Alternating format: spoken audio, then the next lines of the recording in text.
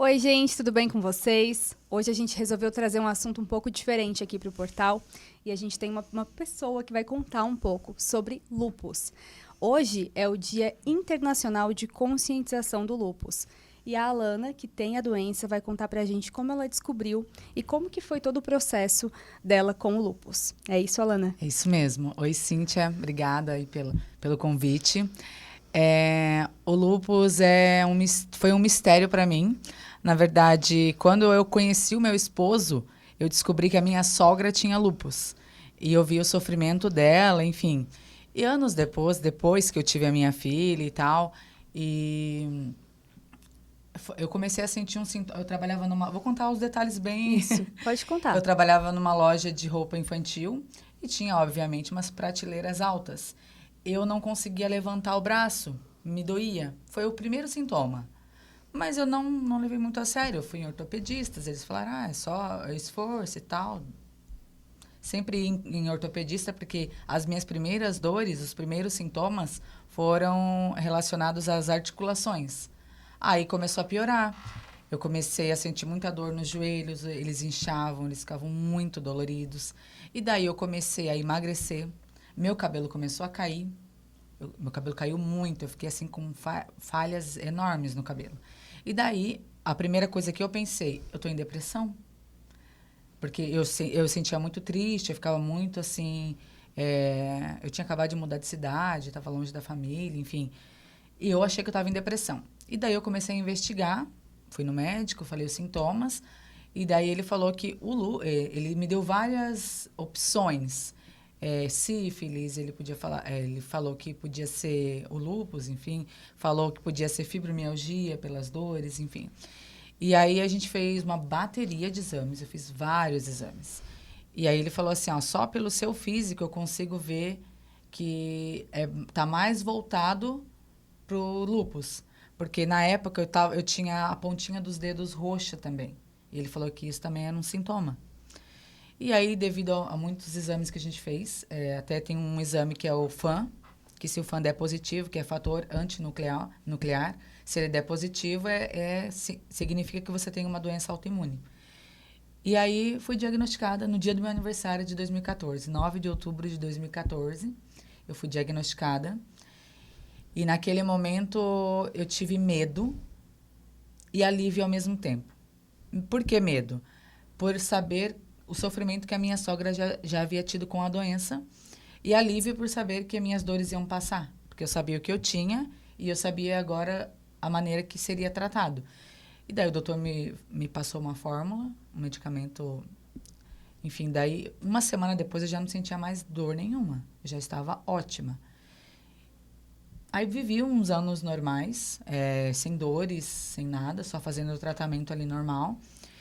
E eu entrei em remissão, porque o lúpus da minha maneira assim mais leiga que eu tenho de explicar, que as pessoas assim que não possuem o lúpus ou qualquer outra doença autoimune, os anticorpos eles trabalham para poder proteger o corpo. No caso do lúpus, os nossos anticorpos eles nos atacam. Então eles acabam atacando vários órgãos, eles atacam tecido. Tem gente que tem lúpus cutâneo, e daí afeta a pele.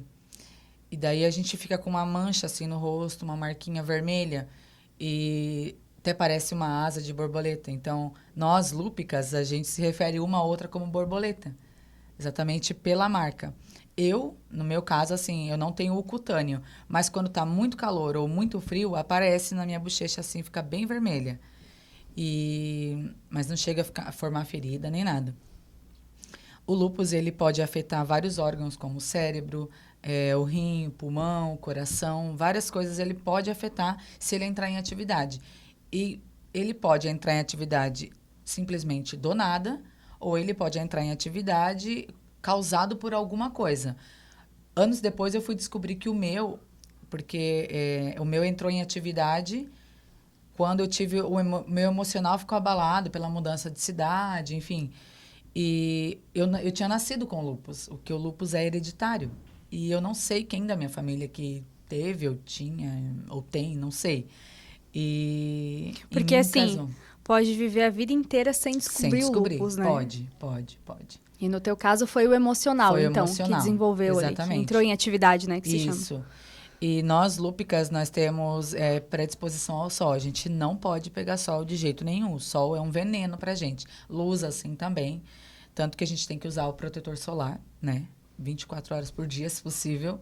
Claro que é bem complicado, é muito difícil você lembrar de passar, mas acaba se tornando uma rotina. Assim como você tomar seus medicamentos todos os dias, né? Acaba se tornando uma rotina também. E... Bom, eu vim embora para Santa Catarina. Mas aí só uma dúvida que eu Tá. fiquei, Alana. Eu começo a falar, não paro. eu vou te perguntando aqui. Acho que essa é a ideia, né? Uhum. Falar do lúpus e das dúvidas que muitas pessoas possam ter. Por causa da vitamina D, né? Vocês não podem, então, pegar sol. E aí não fica faltando essa vitamina no corpo? Quando a gente faz exame e consta que a gente está com a vitamina D baixa, a gente faz uma reposição. Mas é tudo por remédio. Tudo por medicação. Eu já tomei acho que umas 2 vezes na vida. Né?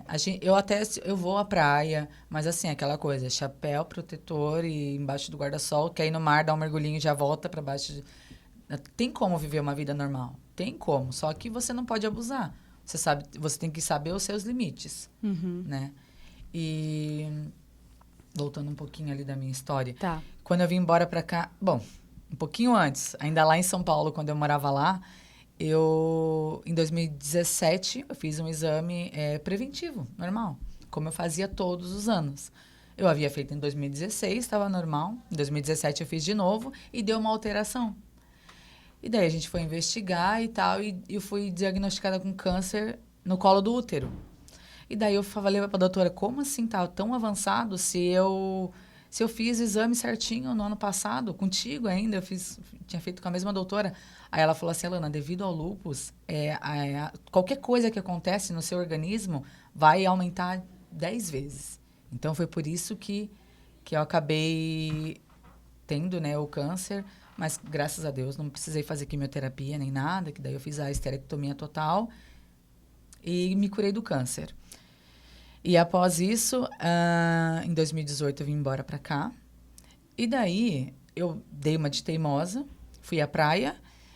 Não tava sol, tava mormaço. Daí eu falei assim, não, mormaço não vai me fazer mal. E aí eu fiquei lá, sem guarda-sol nem nada, sem protetor nem nada. No dia seguinte, eu já comecei a inchar. Eu já estava inchando, comecei a inchar, meu rosto ficou... Depois eu posso até te mandar umas fotos. Eu, por um tempo, até assim, eu guardei muito essas fotos, eu não mostrava para ninguém, porque eu morria de vergonha de como eu fiquei, porque eu tive várias fases da doença, assim, que eu virei pessoas completamente diferentes. Porque o lúpus, ele mexe muito com a autoestima. Cabelo, a gente fica inchada, ou emagrece demais, enfim. E daí, nessa de ficar muito inchada, eu descobri que eu fiquei hipertensa por um dia de sol. Um dia de sol me causou a hipertensão. E eu tenho até hoje, eu vou ter até o resto da vida. Igual o lúpus. O lúpus não tem cura. E, enfim, comecei a ter a hipertensão e tal. E em 2020, eu comecei a sentir uma dor muito forte no meu estômago. Aí fui no gastro, ele falou, você tá com uma gastrite, mas é bem leve e tal. Mas a dor não passava. Ele me passava medicamento, a dor não passava. Teve um dia que eu fui pro pronto-socorro. E acabei levando meus exames. Aí eu dei a sorte de que o clínico que estava me atendendo, ele também era reumatologista. E daí ele olhou meus exames e ele falou assim, Alana, seu rim tá parado? Seus rins estão parados? Meu mundo caiu. Eu falei, meu Deus, e agora? Ele falou, vou internar você agora? Aí eu fui internada. Isso então, tudo por conta do lúpus também. Exatamente, porque o lúpus, ele acaba... tendo aquilo, né? Os nossos anticorpos, eles atacam o nosso corpo. Então, qualquer coisinha, o mínimo que tiver, em vez de eles protegerem, eles vão atacar. E aí, meu rim parou, eu fiquei internada, aí eu peguei uma bactéria, aí entrou água no meu pulmão, eu fui pra UTI. Naquele momento que eu entrei na UTI, eu pensei, deu, né? Acabou, não vou mais sair daqui. Eu não estava conseguindo respirar, né? Por conta da água no pulmão. E só pensava na minha filha, claro. Ai, até onde ia. Aí eu fui pra UTI. Aí chegando na UTI, eu lembro assim, eu tenho flashes de memória desse momento. Que daí eu estava na maca, aí tinham vários profissionais em cima de mim. Tinha uma doutora Tatiane, maravilhosa. Ela fez o furinho para fazer a hemodiálise. Eu lembro de algumas coisas que ela falava, assim, mas eu não lembro de tudo. Eu lembro que tinha alguém furando meu braço para fazer transfusão de sangue. Aí tinha uma outra pessoa colocando uma máscara no meu rosto, falando que ia me incomodar, porque era muito forte. E eu lembro que passou... Sabe quando você pensa... Quando falam nos filmes, enfim, que passa um filme na sua cabeça antes de você morrer? Eu assisti esse filme. Passou realmente esse filme todinho na minha cabeça. E eu dormi. E eu fechei os olhos. Eu me entreguei assim, falei, Deus, cuida da minha filha e tal. E dormi. Naquele momento eu pensei que eu tinha morrido. Aí parece que eu só fechei o olho e acordei. E eu tava de boa, tava bem. Tava respirando. Claro que eu tava fazendo hemodiálise, tava um monte de fio em mim, mas eu tava viva. Tipo, muita coisa mudou pra mim naquele momento. Muita coisa. Eu falei assim, eu tenho que valorizar mais a minha vida. O lúpus, ele não veio para me prejudicar. Ele veio para me ajudar a ser uma pessoa melhor. A pensar mais em mim, na minha família, no meu futuro, né? E... Enfim. Eu acho que tu começa a ver a vida com outros olhos, né? Com certeza. Quando tem uma doença que a qualquer momento pode se manifestar, pode entrar em atividade. Então, cada segundo acredito que vale muito mais, né? Vale muito mais, com certeza. Pensar assim que muitas pessoas que descobrem a doença acabam se entregando a ela. Então é isso que eu gosto de falar para as pessoas, que não se entregue. Um diagnóstico não vai te definir.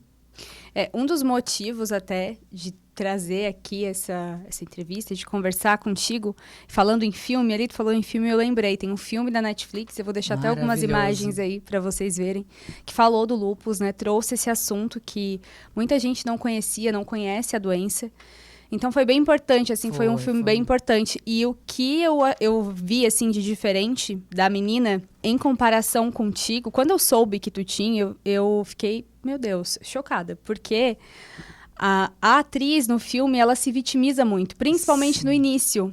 Eu olhei pra ti, pra tua história, Alana, e eu vi, meu Deus, como ela encarou isso de um jeito positivo. Então, por isso a intenção até de conversar contigo, né? E trazer a tua história pela forma otimista como tu olhou pra doença, sabe? Sim. E como tu encara, né? Eu sempre fui muito forte. Eu me considero uma pessoa muito forte. E eu participo de grupos no Facebook, no Instagram, assim, de pessoas com lúpus, que a maioria são mulheres, né? Mas homens também podem ter lúpus. E muita gente, assim, se entregando para a doença. E eu não consigo ser assim. Eu nunca fui assim, de me entregar para a doença. Não.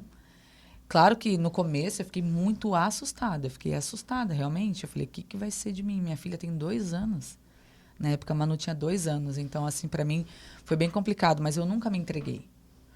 Porque o lúpus não tem cura, é uma doença autoimune, não tem cura. Mas tem tratamento. Tem como você viver uma vida normal. O que mais a pessoa que é diagnosticada, não só com lúpus, mas com outras doenças sem cura, é não se entregar à doença. Cuidar certinho, tomar seus cuidados necessários, ir sempre ao médico, um médico de confiança, é claro, porque eu já passei por uns também que, enfim... Vai no médico de confiança que cuide de você de verdade e cuidar da saúde. É isso que precisa, né? Uhum. Cuidar da saúde mental também, que conta muito. Ô, Alana, existem graus da doença? Existem. Níveis? Porque até eu comentei ali no filme, né? Eu falei ali, ela se entregou muito à doença, mas também não sei os graus. Muitas pessoas não sabem os graus que tem da doença, do lúpus, né? Na verdade, grau assim não tem. Tem o lúpus, só que ele manifesta em alguns órgãos, né? Ele manifesta no corpo todo, aliás. Mas ele acaba ferindo, prejudicando alguns órgãos. Esses órgãos que têm graus. Por exemplo, eu tive nefrite lúpica, que foi no episódio da UTI. E eu já estava no pior grau, estava no grau 5. Tanto que hoje em dia meus rins não funcionam 100%. Nunca mais eles vão funcionar. Eles funcionam 75%, 80%. Mas as doenças que o lúpus pode te trazer é a que tem grau. Mas o lúpus em si não tem não. Certo. Mas é claro assim, ó, cada pessoa, cada paciente tem um diagnóstico diferente, tem sintomas diferentes. Muitos problemas que eu tenho, a outra pessoa que tem a mesma doença que eu nunca teve, ou o mesmo problema que ela teve, eu nunca tive. Então, é bem complicado, assim. É bem individual, né? É bem individual, exatamente. Por isso que é bom sempre estar passando com algum médico para fazer o acompanhamento mesmo. E para finalizar, Alana, nessa data, né, que é tão importante para quem tem lúpus, para conscientizar as pessoas, o que tu tem a dizer para uma pessoa que acabou de descobrir a doença ou que está passando por algum problema por causa do lúpus? Não tenha medo, seja forte, se cuida certinho, toma os remédios. O lúpus não é o fim, nenhuma doença é o fim. Eu acredito que você precisa ser forte e definir que a doença não vai te definir. Você tem que cuidar de você e não deixar que nada te abale. Porque o lúpus ele pode não ter cura, mas ele tem tratamento e dá para viver uma vida normal. É isso. Fechamos então aqui. Obrigada aí para quem acompanhou a entrevista aqui até o final. E confira a matéria completa também. A gente trouxe vários dados também escrito. E é isso, gente. Valeu. Tchau, obrigada. Tchau.